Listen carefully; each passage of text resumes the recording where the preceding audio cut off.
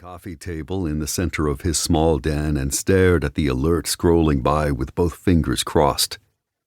Which was silly because he knew exactly what the notice was informing him. The huge windstorm that was ravaging the northern states was shifting and aiming in their direction.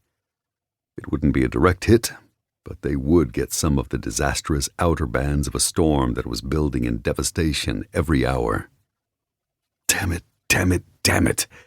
Dustin cursed on his way to the closet to get his heavy boots and weather gear.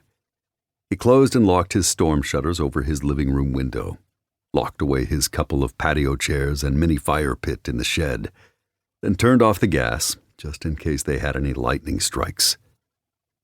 Justice, the AZ, texted him to be sure he saw the warning and asked Dustin to protect the harvest as best he could. But most importantly, he told him to stay safe. The leader of the pack said that whatever happened, they'd be okay. Dustin shook his head as he shoved his cell phone back into his pocket. The Alpha Zenith and his betas were miles away visiting another pack, but Dustin and his hands knew what to do in his absence. Everyone that lived on the pack lands had a duty to fulfill, and none of them needed micromanaging to do it. Dustin flung his front door open and found 3 of his gardeners already standing on his porch.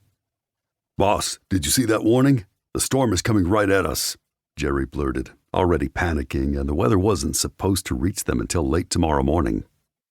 Dustin nodded and put his hand up to cut off whatever the other 2 were going to say. "I saw it. Like I said yesterday, it looks like we're going to get some wind and rain, but it appears we'll be getting more than we anticipated. Why can't these damn meteorologists get the fucking weather reports right? Isn't that what they went to college for? Shit, they said Maine and New Hampshire were in the clear. Now, 14 hours later, they say, 'Oops, our bad. Take cover because it's coming right for your asses,'" Mark complained. Dustin wanted to chuckle at Mark's anger, but he was too nervous himself.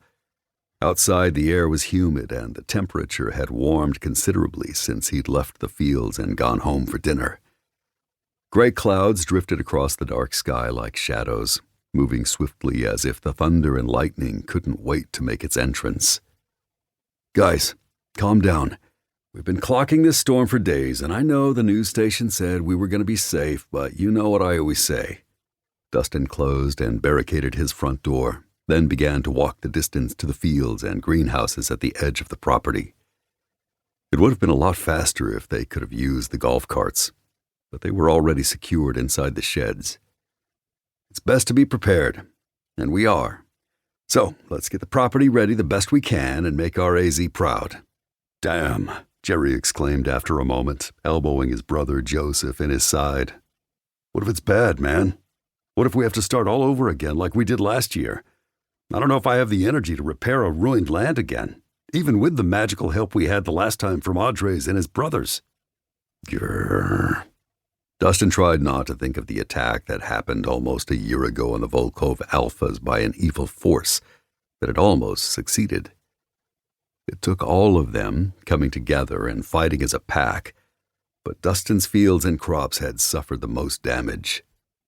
If it hadn't been for that Titan and his magic, we would have never been able to rebuild as fast and as successfully as we did. We've even added 2 more greenhouses after that to keep up with the overflow," Joseph grumbled. "That guy is long gone. It must have been a one-time courtesy." Dustin was silent while he walked with long strides, his wolf restless inside of him. He didn't want to hear or speak about him anymore. About Notalus, the Titan that had shown up in spectacular form and fought alongside his 3 brothers, shifters and vampires, to save them. He was a man Dustin couldn't forget, no matter how hard he tried, and it hadn't stopped the Titan warrior from occasionally visiting him in his dreams. Vivid ones that made him relive the most intense, devastating, and erotic moments of his life. No matter what he did or how much busy work Dustin used to occupy his mind, he remembered how Notalus had appeared before him when he'd been on his knees in one of the scorched fields, his fingers buried in the 6 inches of ashes before he could feel the disintegrated soil beneath it. Dustin held in his need to scream and rage at the devastation around him.